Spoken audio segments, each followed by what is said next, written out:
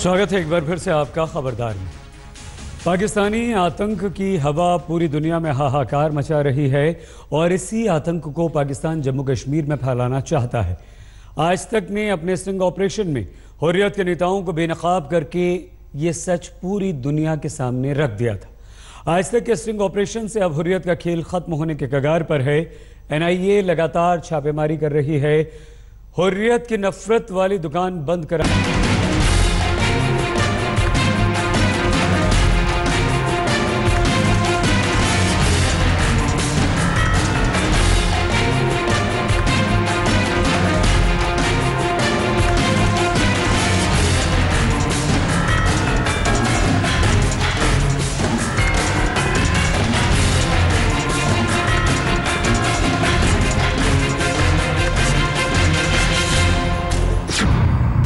जमा हो रहा है हुर्रियत नेताओं का काला चिट्ठा।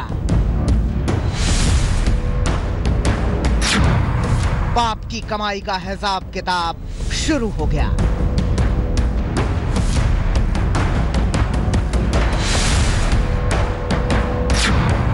हुर्रियत नेताओं के दिन लदने वाले हैं।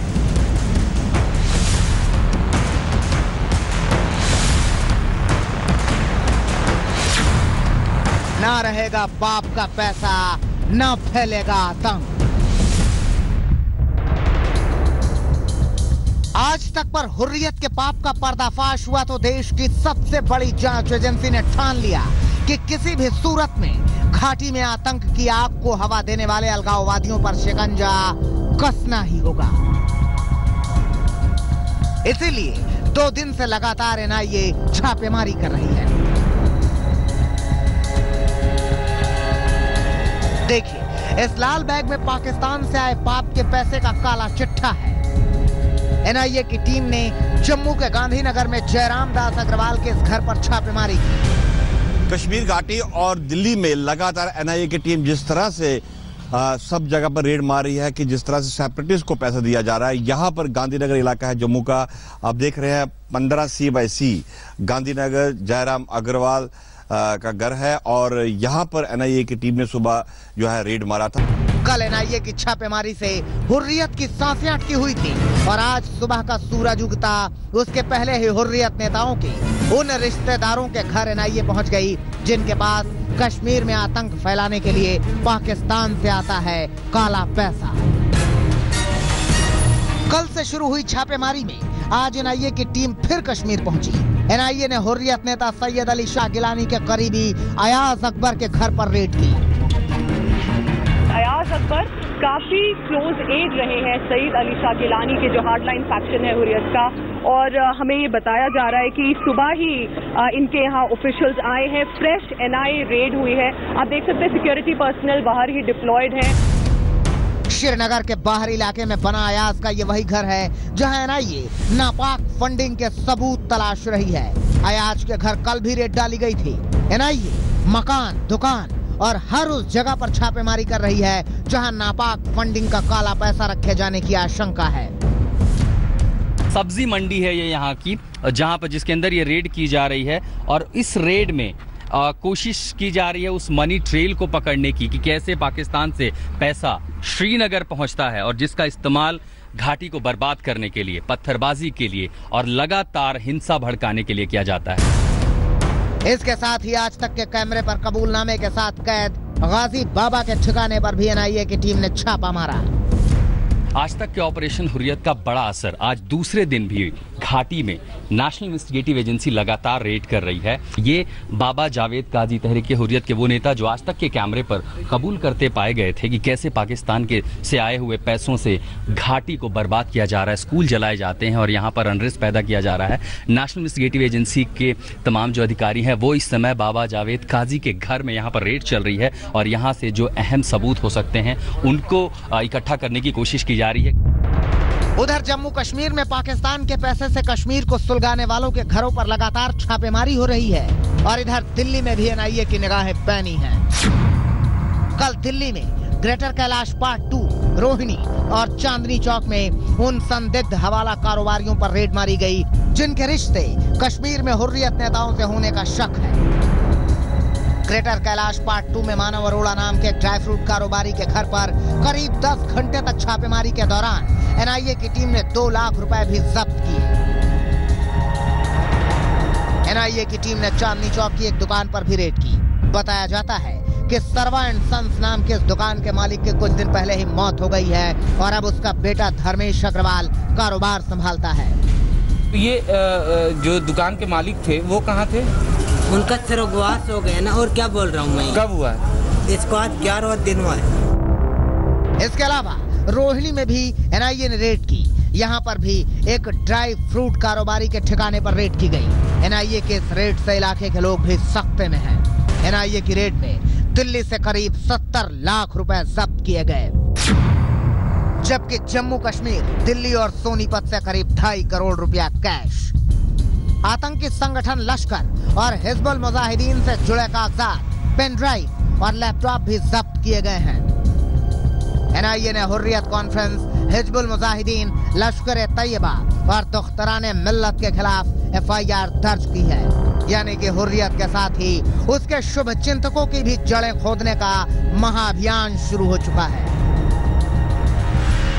पूरी कोशिश हो रही है और आपने देखा कि अभी एनआईए ने भी कोई कार्रवाई तो प्रारंभ की है ना, क्योंकि हम लोग बहुत हस्तक्षेप नहीं करते इन मामलों में। कोई ऑटोनोमस ऑर्गेनाइजेशन है तो उसकी ऑटोनॉमी पर उसको डाइल्यूट करने की हम कोशिश नहीं करते।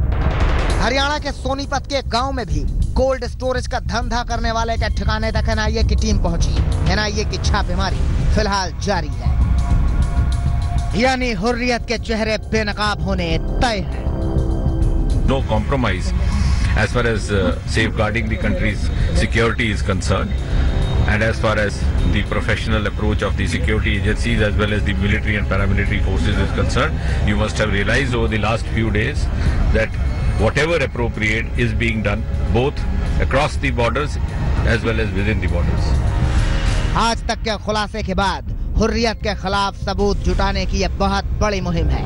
आज तक के बहुत बड़े खुलासे पर एनआईए हुर्रियत की नापाक फंडिंग की दुकान बंद कराने के लिए कमर कस चुकी है। श्रीनगर से पूजा और आशुतोष के साथ शुभम गुप्ता, दिल्ली आज तक। पाकिस्तान हमारा ऐसा बदमिजाज पड़ोसी है जो कश्मीर में अशांति फैलाने के लिए सिर्फ फंड ही नहीं देता बल्कि आतंकवादियों की घुसपैठ कराकर आतंकवादी वारदात को अंजाम देने की कोशिश में भी लगा रहता है। मगर आतंक के इस फन को कुचलने के लिए भारत पूरी तरह से तैयार है। आतंक का अंत निश्चित है।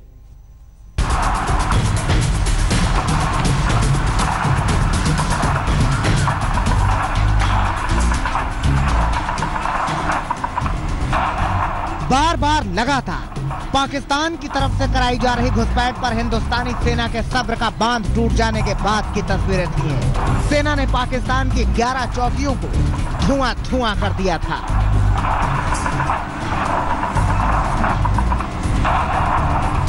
लेकिन एक बार फिर यह खबर है कि तिलमिलाए पाकिस्तान के आतंकी सरहद के उस पार से घुसपैठ की फिराक में है।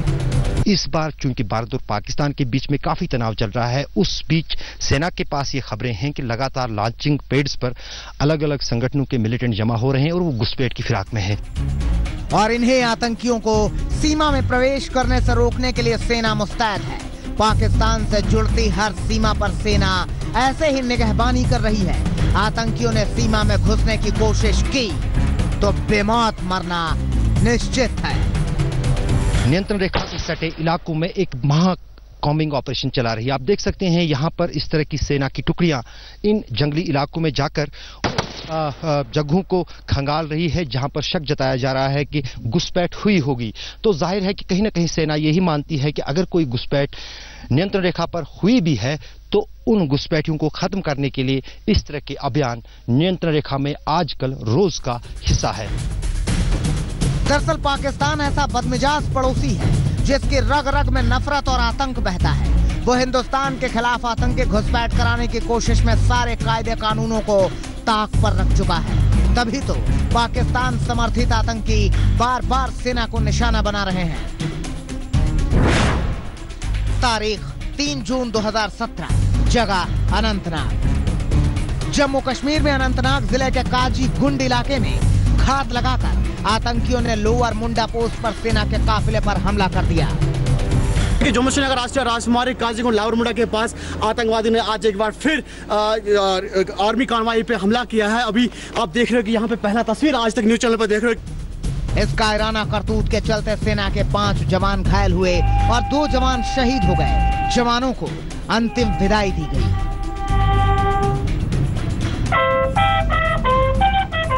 मैं यही कहना चाहूंगा कि फौजी जवान के लिए उसका कर्म ही उसका धर्म होता है, इसलिए हमारा फर्ज बनता है कि कोई भी जवान जिसको इस तरह की शहादत मिलती है उसको इज्जत से हमें देखना चाहिए।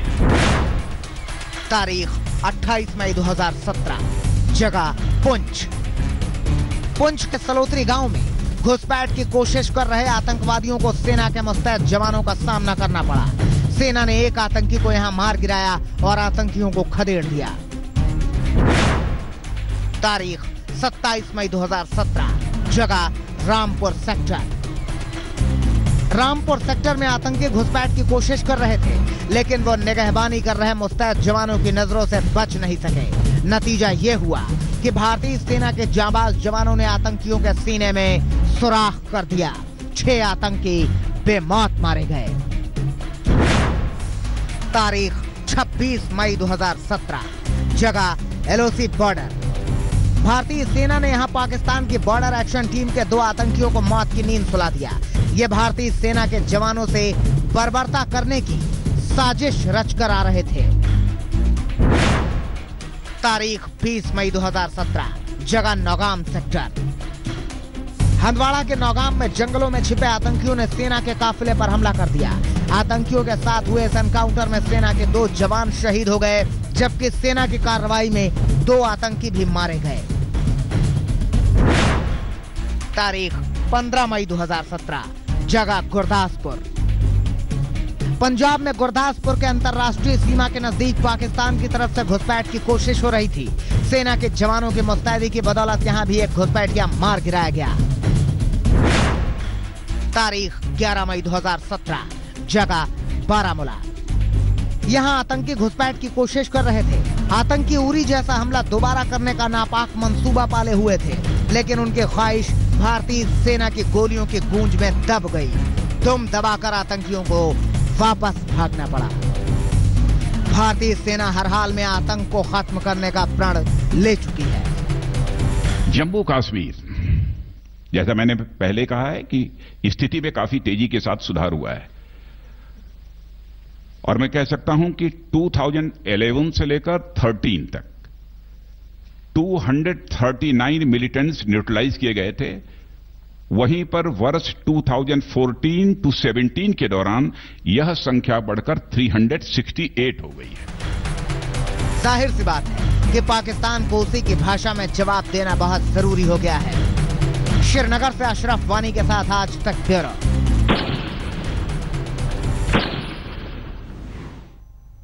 पाकिस्तान की तरफ से लगातार सीज फायर का उल्लंघन होता रहता है। दरअसल इसी सीज फायर उल्लंघन के आड़ में पाकिस्तान आतंकवादियों की घुसपैठ कराने की फिराक में रहता है, लेकिन सैनिकों के पास पाकिस्तान के हर नापाक मंसूबे को खत्म करने का मास्टर प्लान है।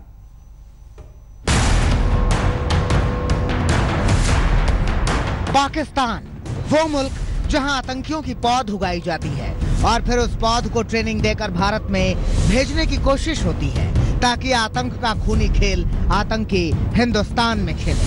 आतंकियों को भारत की सीमा में प्रवेश कराने के लिए पाकिस्तानी सैनिक सीज फायर उल्लंघन करते हैं।